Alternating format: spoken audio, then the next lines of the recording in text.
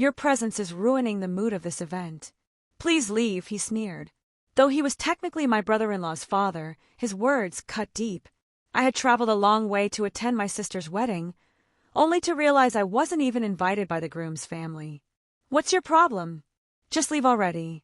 Having you here is ruining everything, he spat, clearly indicating I wasn't welcome. I nodded silently, understanding all too well. I'll go, I said softly before stepping outside and dialing my husband. What's happening? Why are you there? He asked, concern evident in his voice. I was asked to leave, so I did. I replied simply, offering no further explanation. What does this mean? He muttered, eyes shifting toward the groom's family, who looked back without remorse. My name is Lisa. I'm 32 years old, and I live with my husband, who's 11 years older than me, and my younger sister, Summer, who's 10 years my junior. Our father left when I was just 10, and our mother raised us alone. She worked tirelessly to support us, while I took care of Summer.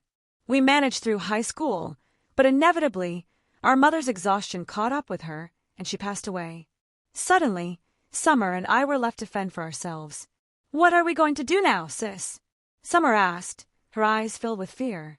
Don't worry. I'll figure it out, I reassured her, even though I wasn't entirely certain of how I'd manage. Luckily, I found a job as a clerk at a small company. The pay wasn't much, but it was enough to start over. Over time, I took on more responsibilities. The boss was kind and supportive. Lisa, would you like to earn a qualification? He asked one day. A qualification? What kind? I inquired. It's specialized, but we need someone with the right credentials. I think you're capable, he explained. Would this be after work hours? I asked. Don't worry. We'll cover all expenses. I'm asking as a favor, he added sincerely. Thinking about Summer's growing needs as she entered middle and high school, I agreed. Summer often told me, don't overwork yourself, sis. I reassured her, once you finish school, you can do whatever you want. As Summer approached graduation, she considered working instead of going to college. I encouraged her to aim higher, but saving for tuition on my salary was tough. I even contemplated switching jobs. When I spoke to my boss about it, he nodded understandingly. Actually, I know someone starting a new business, looking for someone like you, he said. A new company? I asked, surprised. Yes. It's being run by a capable person, and they're already doing well, he assured me. Though it was bittersweet, I decided to leave. After 5 years, my boss's kind words moved me to tears. Don't cry, he said softly. If I make a young woman cry, my wife will scold me. It's better if you smile. With his blessing, I joined the new company. My new boss, Mike, was 38 with a commanding presence. Nice to meet you, he said warmly. Nice to meet you, I'm Lisa, I replied. You've already been a huge help, Mike said. If you handled things at your last job, you'll thrive here. Feeling a mix of nervousness and excitement, I quickly found my place. The startup was growing rapidly, securing big contracts. Mike's leadership was the driving force behind its success. One day, Mike told me, "Really glad to have you here, Lisa. Your expertise is invaluable, and I'm grateful I invested in your training." His words lifted my spirits. I no longer worried about Summer's tuition or our daily struggles. "You seem more upbeat lately," Summer commented one morning. "Really? I've just been busy," I replied, "but maybe you're right. Could it be because of someone?" She teased. "Don't be silly," I laughed. "Now go get ready for school." 4 years later, at 27, I watched Summer prepare to graduate high school. She was doing well and aiming for her dream university. Things looked brighter. Meanwhile, Mike's company continued to flourish, taking on larger projects. His brilliance was evident as the business grew. One day, Mike suggested, "How about a trip sometime?" "I'd love to, but my schedule's busy," I replied. "I'll take care of everything." "You've earned a break," he insisted. "Thank you, but it feels like a luxury," I said. "Relax a bit. You deserve it," he said, emphasizing that I was a key part of the team. Spending so much time with Mike naturally deepened our relationship. Despite the 11-year age gap, I didn't mind. But there was something I hesitated to ask. One evening, working late at the office, I decided to speak my mind. Mike, I want to marry you. You're amazing and I love you.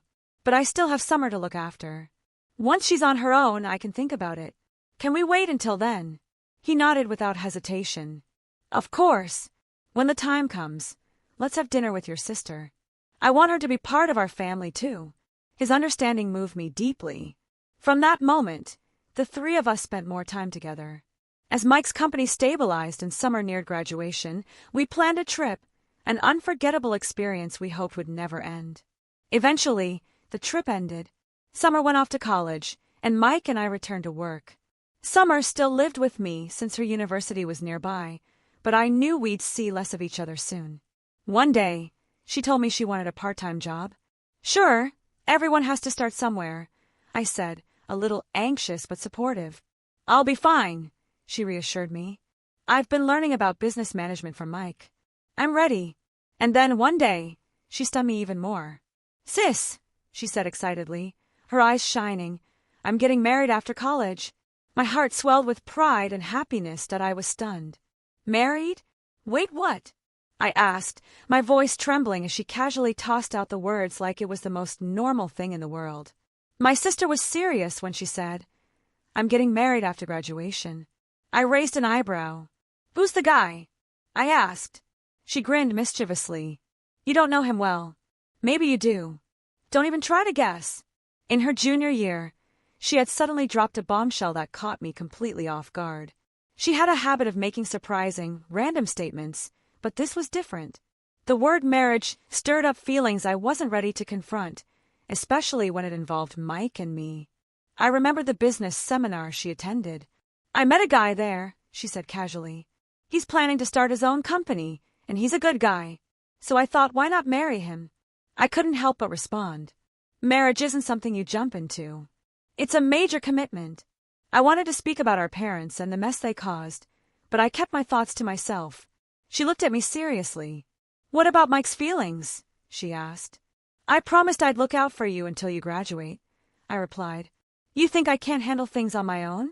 I have a plan for my future, and I've met a great guy. It's time you focus on your happiness. Her eyes filled with tears. Unless you get married first, it's going to be awkward for me, she whispered. I muttered quietly, I guess so. Eventually, Mike and I tied the knot, and the whole company celebrated with us. Even my first boss showed up to congratulate us. But there was still one more thing left, meeting my sister's fiancé's family. Her fiancé, Brian, seemed like a solid guy, the eldest son of a small business owner. The business will go to my brother, Brian explained. Really? I asked. I'd always dreamed of starting my own business someday. We're planning to start one together, he replied. That's how I met him. They had already incorporated their new venture. Student entrepreneurship was becoming more common, though I didn't fully grasp the details of their plans. Still, I had a good feeling about Brian's family and thought he and my sister made a perfect match. I was grateful to Mike for bringing them together. After that, I still had to meet the rest of Brian's family. I felt a little nervous, especially about the business owners, but figured it was only natural since we were about to become relatives. Strangely enough, they asked that I come alone. When I arrived, Brian's father greeted me sternly.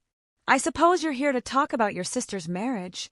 Yes, I replied calmly. Actually, he said sharply, that's not why we invited you. We're telling you to stay out of this. I was taken aback.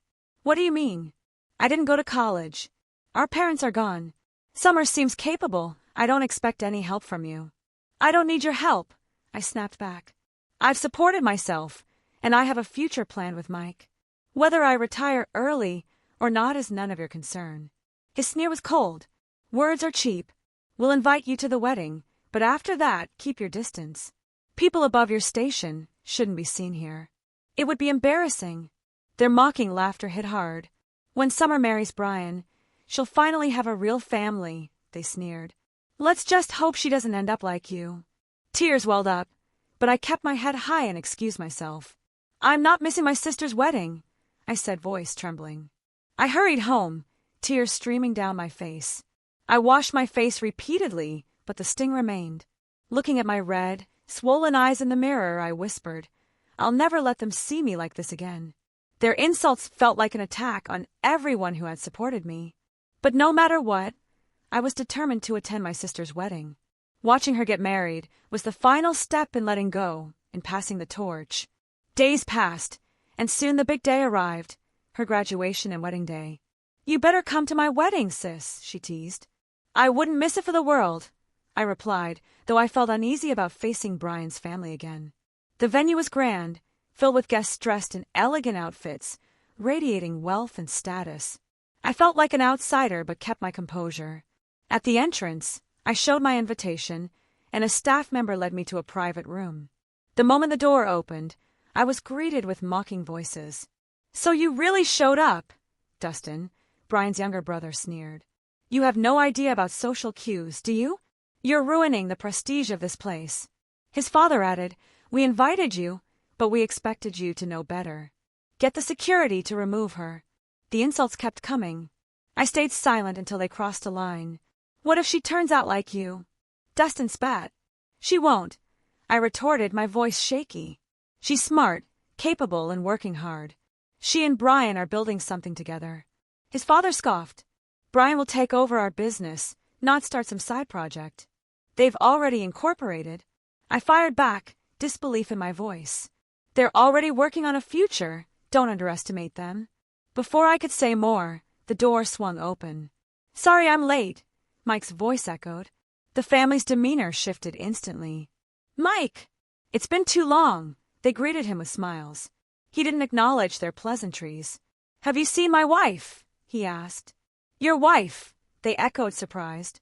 "Oh, there she is," Mike said, spotting me. "Why are you just standing there?" "I was asked to leave," I muttered.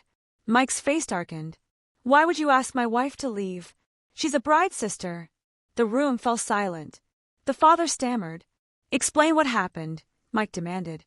I told him everything. "So you insulted my wife and tried to humiliate her," Mike said coldly. "That's how you treat family," he continued. "We didn't mean it," they stuttered. "What did you mean?" Mike's glare made them shrink. After a long pause, he added, "I do business with your company, but we're not family. Brian is my friend, but I won't tolerate disrespect toward my wife. I'm ending our business relationship now." Brian's father pleaded, "Please reconsider." "Sorry, no can do," Mike replied firmly. "I'll be working with Brian and Summer's new company. They've earned my trust." The family realized they had lost both their son's loyalty and a key business partner. Mike turned to me. "Let's go," he said, leading me out. The wedding went on without further incident, and Brian and Summer began their new life together. Meanwhile, Brian's family faced the fallout of their actions, with their company suffering as a result. One evening, I gently placed my hand on my belly, filled with a mixture of excitement and nerves. When Mike came home, I greeted him with his favorite stew and a big smile. "I've got news," I said, placing his hand on my stomach. His eyes lit up. "Really? That's amazing," he said, hugging me gently. Our family was growing. Though challenges lay ahead, I knew we would face them together. We were building a loving home filled with hope for the future. Thanks for watching. See you again in the next story.